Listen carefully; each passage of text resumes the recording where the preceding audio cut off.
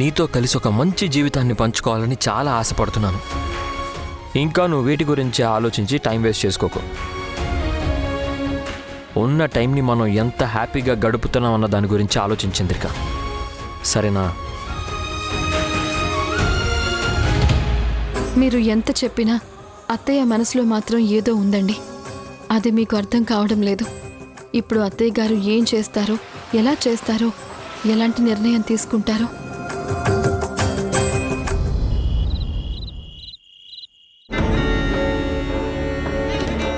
చూడండి అత్తయ్య, నేను వ్రతంలో భరత్ పక్కన కూర్చొని పూజ చేసుకోవాలి అనుకున్నాను. ఆఖరి నిమిషంలో నేను అనుకున్నంత తారుమారైపోయింది. కారణం ఏదైనా సరే నేను అనుకున్నది మాత్రం జరగలేదు. ఆఖరి నిమిషంలో చంద్రకొచ్చేసి తన స్థానాన్ని తను లాగేసుకుంది. నేను బాగా డిసప్పాయింట్ అయ్యాను అత్తయ్య.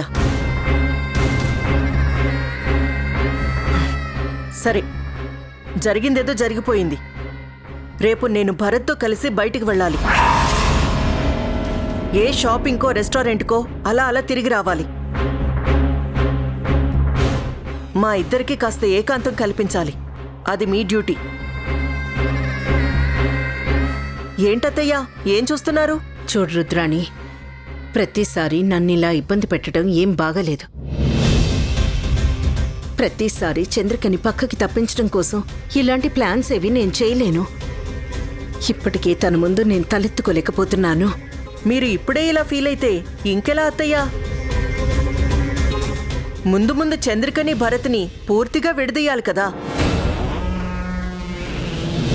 భరత్ని నాకిచ్చి పెళ్లి చేయాలి. మరి ఇప్పుడే ఇంత బాధపడిన వాళ్ళు రేపు ఇంకెంత బాధపడతారు చెప్పండి. చూడండి, మీరేం చేస్తారో నాకు తెలీదు. రేపు మాత్రం భరత్ని నాతో కలిపి మీరు పంపిస్తున్నారు. అసలు ఏంటి రుద్రాణి నీ ఉద్దేశం? నువ్వు ఏది చెప్తే అది జరిగిపోతుంది అనుకుంటున్నావా? ఇది నేను మా అత్తయ్య తేల్చుకోవాల్సిన విషయం. మధ్యలో నీకెందుకు వైశాలి? నువ్వేదో ఇక్కడికొచ్చే చుట్టపు చూపుగా ఉండి వెళ్ళిపోవాలి. అంతేకాని ప్రతి దాంట్లో తలదోర్చకు. This is my personal matter. ఏంటి నీ పర్సనల్? చంద్రిక జీవితంలో నిప్పులు పోయటం నీ పర్సనలా? భరత్ని కాపాడేవాడిని ఒక్క విషయం కొద్దీ నిన్ను మర్యాదగా ఈ ఇంట్లో ఉండనిస్తున్నారు కానీ, లేకపోతే నువ్వు చేసిన పనులకి ఎప్పుడో నిన్ను బయటికి వెళ్ళగొట్టుండేవాళ్ళం. ఏది వెళ్ళగొట్టమను చూద్దాం. చూడు వైశాలి, ఇక్కడ నువ్వు ఎంత మాట్లాడినా ఉపయోగం లేదు. ఆల్రెడీ మీనాక్షి గారు నాకు కమిట్ అయ్యారు. అయినా నీతో మాట్లాడాల్సిన అవసరం నాకు లేదు.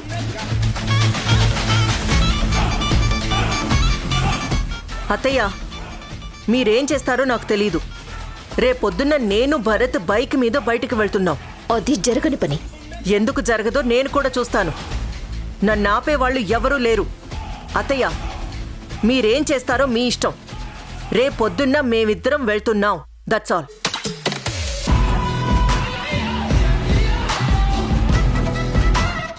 ఆంటీ, తను చెప్పినట్టల్లా చేయకండి. మీరు లొంగిపోయే కొద్దీ తను ఇంకా ఇంకా ఆడిస్తూ ఉంటుంది.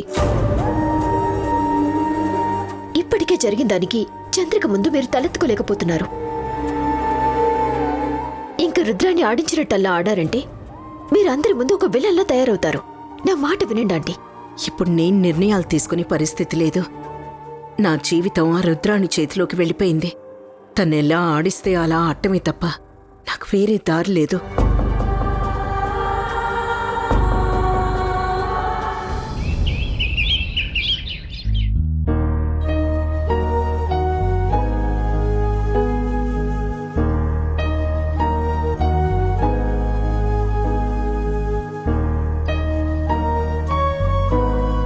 Good morning. ఇదిగో నీకోసమే చేశా, తాగు.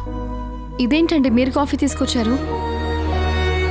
ఏ ఎప్పుడు నువ్వే కాఫీ తెచ్చివ్వాలా? నేనిస్తే ఏమన్నా తప్ప? అది కాదండి, ఆడవాళ్ళు చేసే పనులన్నీ మీకెందుకు అని. చూడు, పని అంటే పని అంతే. అది ఆడవాళ్ళు చేసే పని, మగవాళ్ళు చేసే పని అంటూ సపరేట్గా ఏది ఉండదు. ఏ కాఫీ మీరు పెడితేనే టేస్టీగా ఉంటుందా? మగవాళ్ళు పెట్టినా అంతే టేస్టీగా ఉంటుంది. కావాలంటే ఒకసారి టేస్ట్ చేసి చూడు. కమాన్ కమాన్ కమాన్ కమాన్.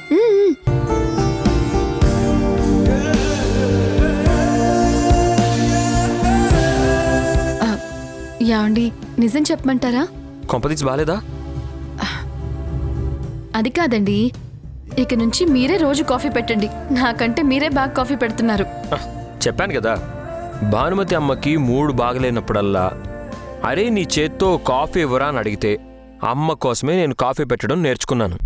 మళ్ళీ ఇదిగో నీకే ఇస్తున్నాను. థ్యాంక్ యూ అండి. సరే, ఈరోజు మనం అలా సరదాగా బయటికి వెళ్ళేసి వద్దాం, సరేనా? ఇవాళ? అవును, నిన్నటి నుంచి నీ మూడంతా బాగా డిస్టర్బ్డ్గా ఉంది కదా. కాస్త అలా బయటికి వెళ్ళి ఎక్కడన్నా రెస్టారెంట్లో తినేసి అలా షాపింగ్ చేసి ఏదన్నా సినిమా చూసి అలా హాయిగా తిరిగేసొద్దాం. ఒక చిన్న చేంజ్ ఓవర్ ఉంటుంది కదా, నీ మనసు కూడా కాస్త కుదురు పడుతుంది. ఏమంటావు? మీరు నిజంగానే చెప్తున్నారు కదా? అబద్ధం చెప్పాల్సిన అవసరం ఏముంది? నిజంగానే వాళ్ళ నువ్వు నేను పాప అలా సరదాగా బయటికెళ్ళి హాయిగా తిరిగేసొద్దాం. అమ్మయ్యా, నిజంగానే నాకు కూడా బయటికి వెళ్ళాలనుంది. ఇప్పుడు మిమ్మల్ని అడిగితే మీరు ఒప్పుకుంటారో లేదో అనుకున్నాను, కానీ మీ అంతట మీరే ఇలా ఒక ఛాన్స్ ఇస్తారని అస్సలు అనుకోలేదు.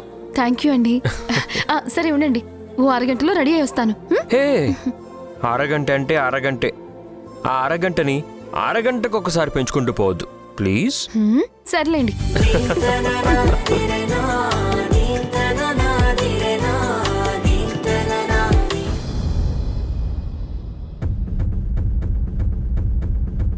అత్తయ్య, ఏంటమ్మా?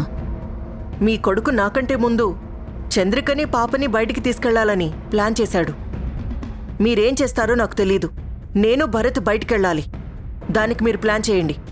అదెలా కుదురుతుంది? కావాలంటే వాళ్ళు వెళ్ళొచ్చిన తర్వాత నువ్వు వెళ్ళటానికి ఏర్పాటు చేస్తాను. అదంతా నాకు తెలీదు అత్తయ్య. నేనైతే భరత్ తోటి ఇప్పుడు బయటికి వెళ్ళాలి. దానికి మీరు ఏర్పాటు చేస్తున్నారు అంతే. అది కాదమ్మా, ఇప్పటికే నా మీద వాళ్ళకి విపరీతమైన కోపం ఉంది. ఇప్పుడు మళ్ళీ నేను ఇలాంటివి చేస్తే ఇలాంటి వాటికి మీరు అలవాటు పడాలత్తయ్య. ముందు రండి. అది కాదమ్మా. రండి చెప్తాను. అయ్యో అది కాదు రుద్రాణి. రండి, నేను చెప్తున్నాను కదా. రుద్రాణి, అయ్యో.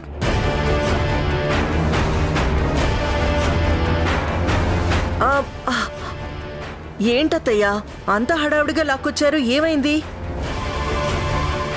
ఏంటమ్మా ఏమైంది? అది అరే చెప్పండి అత్తయ్యా, మీ అబ్బాయి అడుగుతున్నాడు కదా. నేను భరత్ కలిసి బయటికి వెళ్ళాలన్నారు కదా. ఇంత సడన్ గా మేమిద్దరం బయటికి వెళ్ళాలంటే ఎలా అత్తయ్యా?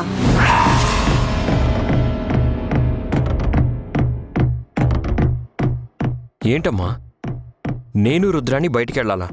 దేనికి? అదంతా నేను తర్వాత రుద్రానికి ఫోన్ చేసి చెప్తాను. ముందైతే నువ్వు రుద్రాణిని తీసుకుని బయటికి వెళ్ళు. ఎలా అమ్మా? నేను చంద్రికని తీసుకొని బయటికి వెళ్తున్నాను. మేమిద్దరం బయటికి వెళ్ళి చాలా రోజులైంది. కావాలంటే రుద్రాణిని ఇంకోసారి తీసుకెళ్తానమ్మా. అంటే ఏంట్రా?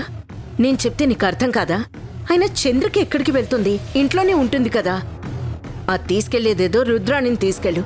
కావాలంటే చంద్రకని పాపని మరోసారి తీసుకెళ్ళొచ్చు. ఏం నష్టం లేదు.